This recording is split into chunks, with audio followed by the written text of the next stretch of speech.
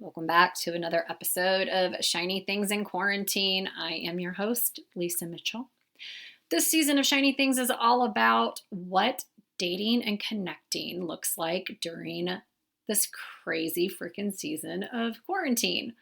When most of us, depending on where you're listening to this at in the world, have either recently started to come out of stay-at-home orders or are still under stay-at-home orders. So for single people that are looking to date and to connect, for married people that are bored, that are looking for excitement, connecting in the digital space has never really been more prevalent than it is right now. And this is leading to some pretty interesting outcomes. So let's talk specifically about breaking up during quarantine. This is a topic that is near and dear to my heart because just prior to us going into stay-at-home orders here, I'm located in Indiana, so we went to stay at home kind of that mid-March timeframe.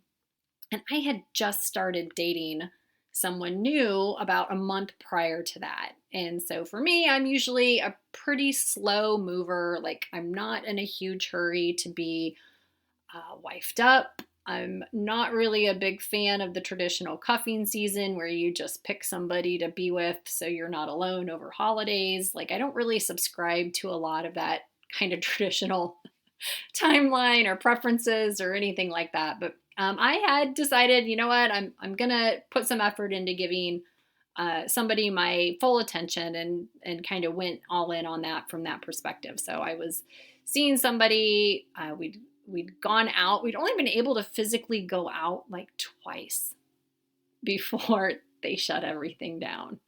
So from a timeline of spending time together physically, it was pretty condensed. And so when the shutdown orders came and you kind of had to pick your quarantine partners, we decided, you know what, let's give it a try. Like, let's put each other in the circle of accepted risk and the circle of trust and decide that we are going to be okay going through this together. So for me, that's like really, really fast. It's really fast for me to like consider somebody my boyfriend. It's really fast for me to introduce people into other parts of my life and kind of make it an official thing where he's meeting my people and I'm meeting his people, or at least I guess maybe not meeting, but people are like aware that we're in each other's circle and kind of the roles that we're playing. So it was really an expedited timeline, and I absolutely blame quarantine for picking up the pace for me. That's not something I would normally do. I'm usually very kind of like half in, half out. If it happens, it happens. If it doesn't, it doesn't. And I'm really not in a big hurry to get a title or something official or really have a lot of structure around a relationship. So for whatever reason, maybe it was like the sense of confronting my own mortality or the impending doom of being locked down and not having the freedom to connect with people or go on dates or whatever. I don't know. I'm sure there's a psychological case study in here somewhere that maybe someday I'll deep dive and unpack, but I wouldn't hold your breath on that if I were you, because I ain't doing it anytime soon. For whatever reason, decisions were made, agreements were made, parameters were put into place, and I found myself as part of a couple at the beginning of quarantine, like officially part of a couple. So we did what quarantined partners do. We divided time between households, we shared resources, we were each other's emotional support humans. We were sources of physical touch, which is important when things are scary and uncertain. And you would think that a smart person would probably like ride that out. Because now we're in, week 8?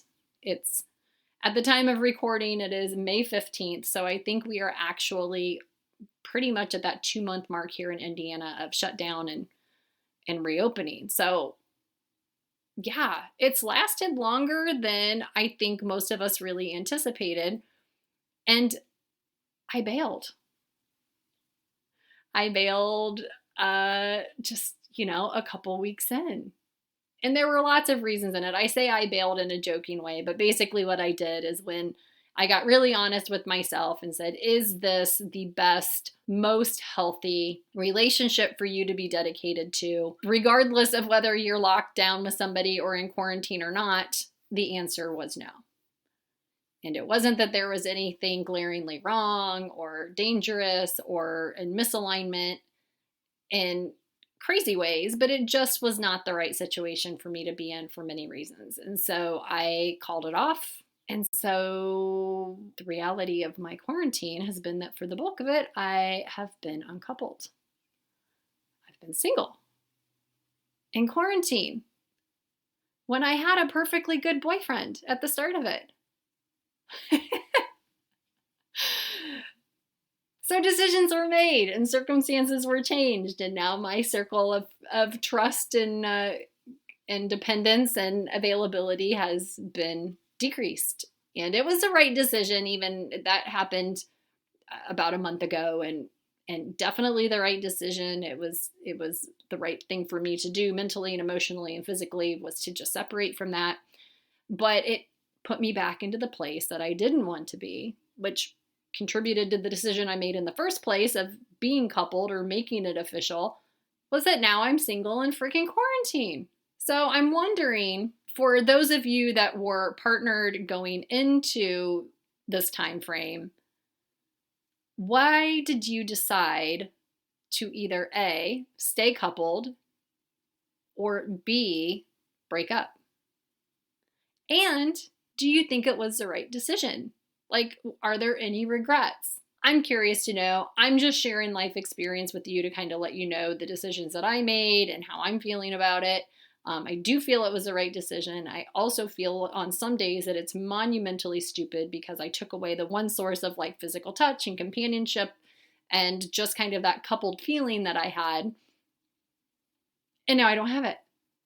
And I like that. Like, I need that. I want that now or any other time. Like, I like having that interaction. I like having that intimacy. I like having that emotional connection in my life anytime. But especially now, it would be really nice. So some days I kick myself for breaking up, at least from a timing perspective. I know ultimately in my heart of hearts that it was the absolute right decision to make. But from a logistics standpoint, maybe I should have just wrote it out till the end of this thing, when you can go back out and potentially date people in the same physical space again with some sort of normalcy. But I don't know. It's all Monday morning quarterbacking from here, I guess. I'd love to hear what your experience is. If you stayed with somebody you would normally break up with, why and how do you feel about that?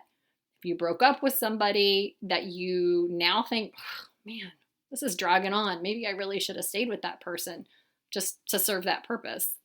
I just want to know, like, what are you seeing? What is your experience? Drop it in the comments.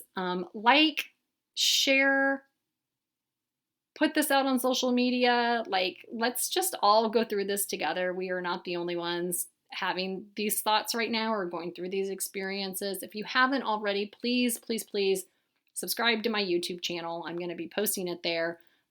Subscribe on iTunes or Spotify or wherever you get your podcast. Come find me at lisa@powerbodylanguage.com. Ask me questions there. We can keep it offline. I just want to be a resource for you right now because shit is weird right now. Things can be lonely right now. You might feel stuck right now. Like, all totally valid, all totally real, valid things that are happening to you. I want to be a resource. I want to have a conversation with you. So let's connect, keep talking, and see what happens next.